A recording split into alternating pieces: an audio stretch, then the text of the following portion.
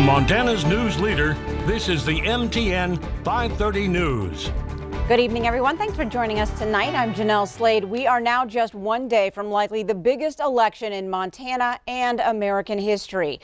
Montana voters surpassed state voting records today.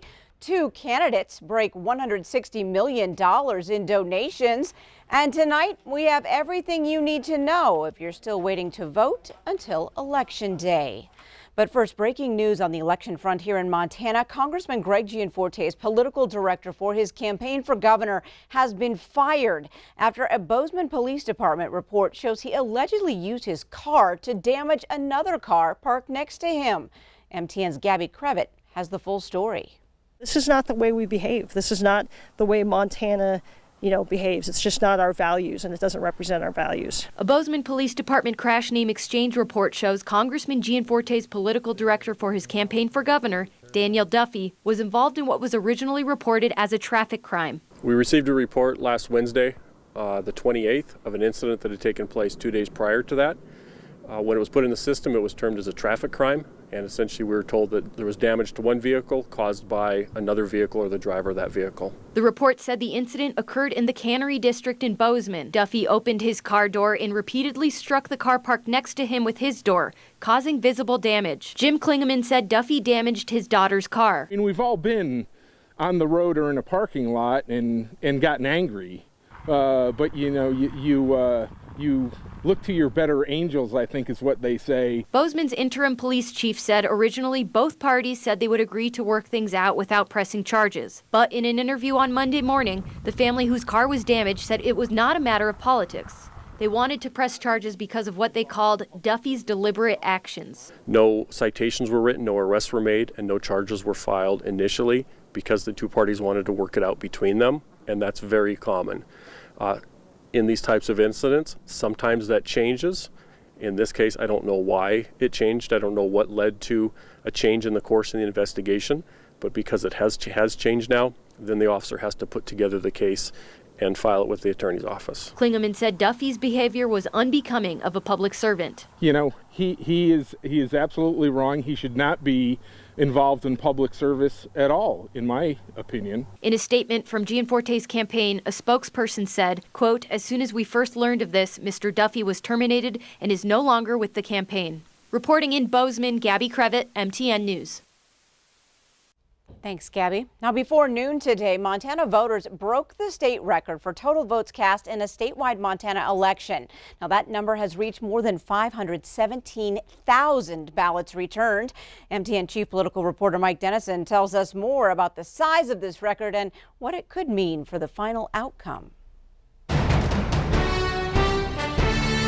As of this morning, more than 517,000 Montanans had already turned in their ballot, either by mail or in person. That surpasses the old record by about 500. So, how high will the voter turnout go? I spoke with one campaign today who said they're estimating we could have as many as 600,000 ballots cast by Tuesday night. If that's true, that's an official turnout of more than 80%. Another intriguing twist, of the people who voted so far, 15% appear to be new voters because they didn't vote in the previous 3 federal general elections. So the question becomes, who are these new voters and who are they voting for? Montana State University political scientist David Parker says it could cut 2 ways.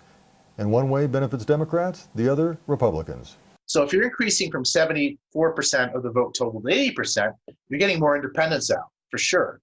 So if it's younger independents, that really helps Democrats.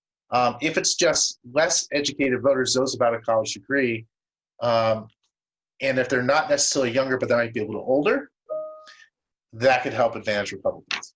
But he says the surge in new voters, more likely than not, is coming in Montana's urban and suburban areas, which could be a plus for Democrats.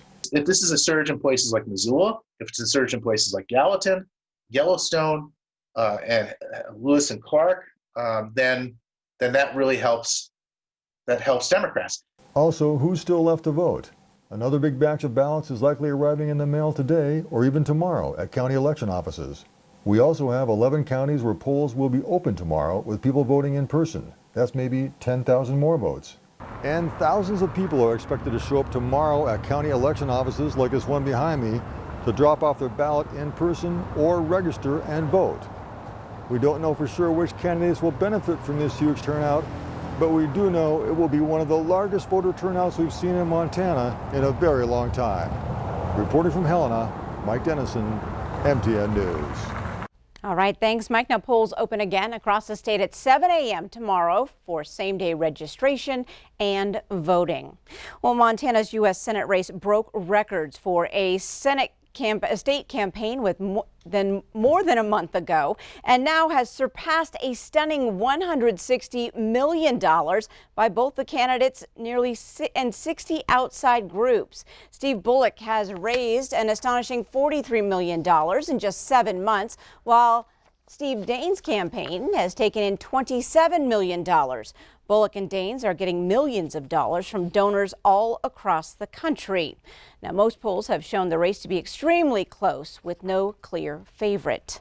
Yellowstone County election officials started counting a record number of ballots at 7 a.m. this morning. That number right around 76,000. The process, getting the ballots ready to count, started last Thursday, opening and flattening the ballots so they can be run through the vote counter.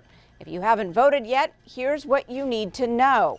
If you haven't dropped off your ballot, it is too late to put it in the mail. You need to take it down to a polling place in person. Bring your signed and filled out ballot to one of the polling locations at either the Metro or Yellowstone County Courthouse.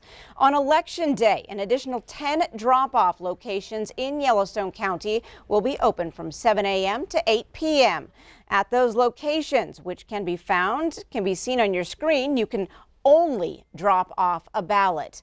If you are still trying to register to vote, that can only be done at the Montana Pavilion on Election Day. Metro Park also has a drive-through ballot drop-off location in the paid parking lot north of the Montana Pavilion where you can vote without leaving your vehicle. Well, Q2 and the MTN network of stations will provide a full night of local and national election results and coverage on several media platforms. First, right here on Q2, we will begin our local coverage at 4 o'clock with a special election night newscast. At 4:30, CBS will take over national coverage. Then at 5:30 tomorrow, we begin our statewide MTN team coverage for the election. We'll hear from our MTN veteran political reporters, Jay Cohn and Mike Dennison. We'll also touch bases with several reporters positioned at campaign headquarters across the state, and we'll weigh in with political analysts Ashley Strong and Eric Stern, who will offer their views on how the races are unfolding. Now, results include a steady diet of contests scrolling at the bottom and side of your screen. We'll expect to be on the air online and on social media well into Wednesday, so stay with us to watch the election unfold. Well, Montana also today surpasses 400 COVID-19 related deaths as counties report 11 more victims. 6 of those deaths were reported since noon. The deaths include 3 victims in Butte, Silverbow County, 2 victims in each Yellowstone, Tooele, and Missoula counties, and 1 death in each Marr and Lake counties. The state today also reporting a total of 757 new confirmed COVID cases. At this hour, there are nearly 11,000 active cases across the state. Well, as voters lined up at the Metro Park Pavilion, demolition of the Metro Park grandstands continued outside this morning. Today, both sides of the roof came down, and the entire process, according to Metro Park Marketing and Sales Director Ray Massey, is now around 65% complete. Now, workers continue to work Monday through Friday, but they have no end date set, as much of the work is, of course, weather permitting. Up next on tonight's MTN 530 News, the struggle to pay rent during the pandemic continues as many now face evictions. We'll bring you a closer look at the issue that many Americans are facing and advice to help. And coming up in weather, it looks like we are going to see some warmer weather right on through Thursday, but there will be some windy periods, and this weekend, look for cold and snow accumulating again.